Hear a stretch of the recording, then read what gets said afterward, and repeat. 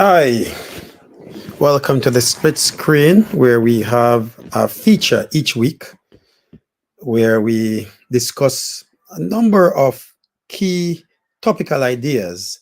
And that can be with people, it can be just discussing uh, a topic of interest. I might be previewing a book, I may have a guest, I may be working on a quote. But what I'll have is someone or something on the split screen. And so today, my name is Miguel B. I have a lot of things that I want to talk with and talk with you about and share. So, yeah, welcome to the split screen. Now, this week I have with me, joining me on the split screen, a little diagram that I've been working with on a number of presentations. And I did have a lot of people asking me to just explain this diagram again. Now, just a few disclaimers here. This diagram is not my diagram. I did not create the diagram, but I did modify the presentation of the diagram so that it can be part of a discussion. And so you can see the logic of the diagram. So the background to this is that this diagram is one that I feel strongly is integral to understanding why change processes take a while to be effective and sometimes why they fail. And what this diagram allows me to do, and you as well who are interested in this, is that it allows you to consider change from the perspective of how people feel about the change. But it also provides uh, a playbook.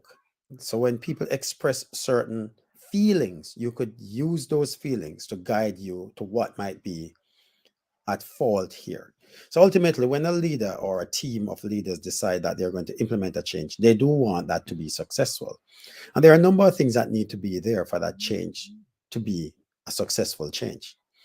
But most times, I'd say 90% of the time, when you implement a change decision, it doesn't really go in the straight line in a linear way as we would hope. There are reasons why, because we're dealing with people most times and not machines. And so the difference between machines and people is that people have feelings while machines may just stop working. And then you could identify using a backward check-in process to figure out which of the parts of that machine isn't working. But with people, it manifests itself in different feelings. So today I'm going to, on the split screen, I have my little change process. The first time I came across this diagram was I think I was in a workshop, and that in that workshop, the workshop leader was talking about change, and shared this diagram. And it took me a long time to locate this diagram again. I remember um, just searching online and could not find the diagram because that diagram resonated with me so much. And to be fair, the way the person presented it wasn't the way that I have interpreted and will share later. But I wanted to talk a little bit about this diagram, and some of it is some of my insights into the diagram. But for the most part, the diagram wasn't created by me. And I just want to make that absolutely clear.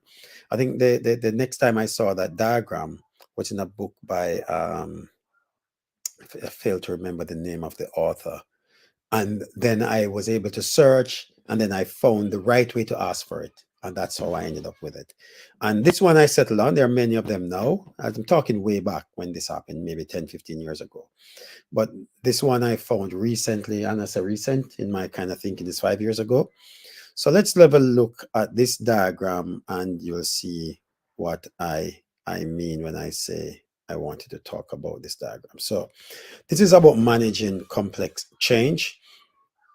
And you see, whenever a leader wants to put a change process in place, it should normally begin with a vision. And then for that change to happen, a strategy has to be put in place. And that strategy would involve first a clear vision of what the end looks like. But then there has to be a skills audit. And if the skills are present, then you're fine. The project might have success. But obviously, without the skills present, you need to figure out how do you upskill your team in order to know deliver that change, because ultimately that change is going to lead to a new way of doing things in the organization. So one of the things to keep in mind is how important it is that we think about upskilling. Also, we do need to talk about the incentives. What are the incentives that we're putting in place for this change to work. So when I say incentives, I'm not talking necessarily about it being a financial incentive, but what will be in it for the person or the people that you're asking to change their practice. And normally this means it might be more effective. It might be resolving an issue that has come up, and I've come up with a way in which you could dissolve that problem. And so there's an incentive within for people to feel like this is going to work and it's going to be beneficial. It can be financial, certainly, but most times when we're talking about change within our workplace, financial incentives tend to be short term. What we're talking about, an incentive that everyone can see a mutually beneficial outcome that they would be striving towards making this successful. So one of the ways that this can manifest itself is, for example, when a leader put forward an idea, or leadership team put forward an idea, but that is more their idea of how their workplace would work differently, be more effective, and not coming from the people on the ground.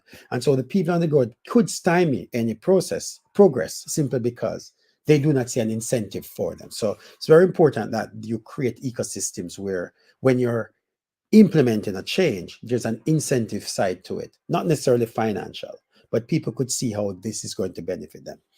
Importantly, you need the resources. Resources are critical for a successful change, because you need to have the resources that people need in order for those skills to be effective and for people to feel like they can do it. And then you also need a clear action plan.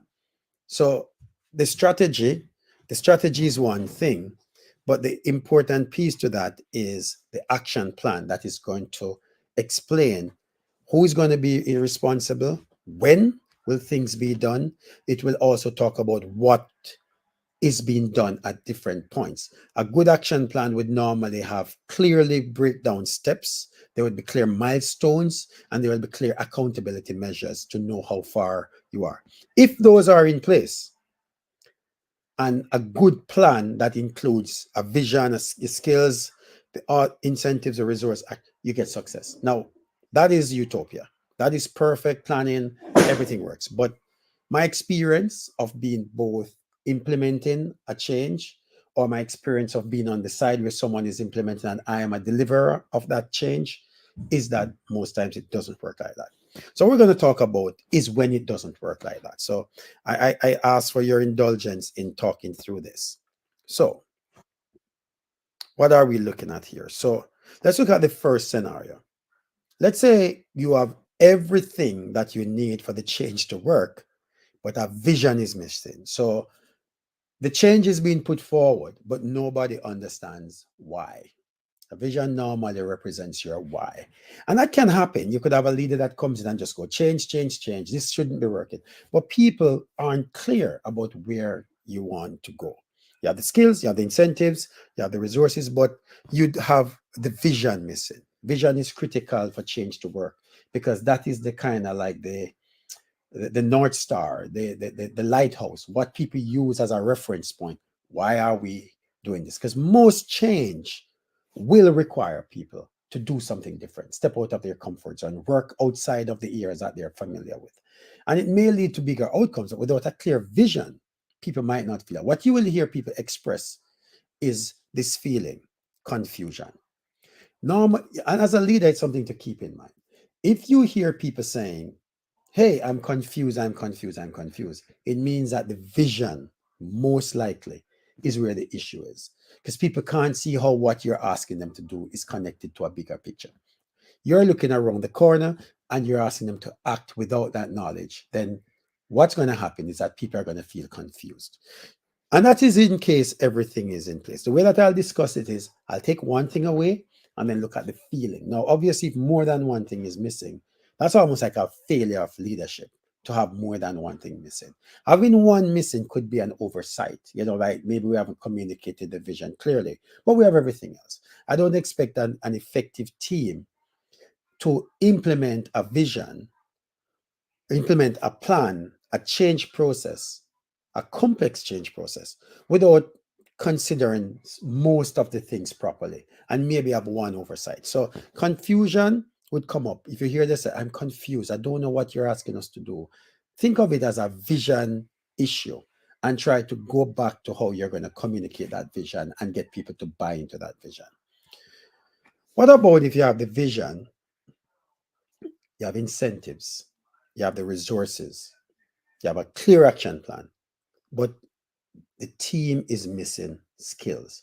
That's going to represent itself through a kind of anxiety. People don't want to take risks. People are trying to make sure they do the right thing because you're asking to function outside of their comfort zone, but you don't provide that more knowledge of the other, that person or that procedure or that training that will ensure that your team is able to function in that space. So without the skills needed, even with a clear why and a clear motivator and a clear what you're going to do between the action plans and the resources to do it, people might still feel anxiety. And what that might do is slow down the change process. Because if people are anxious, what happens, they do not function in a very confident way.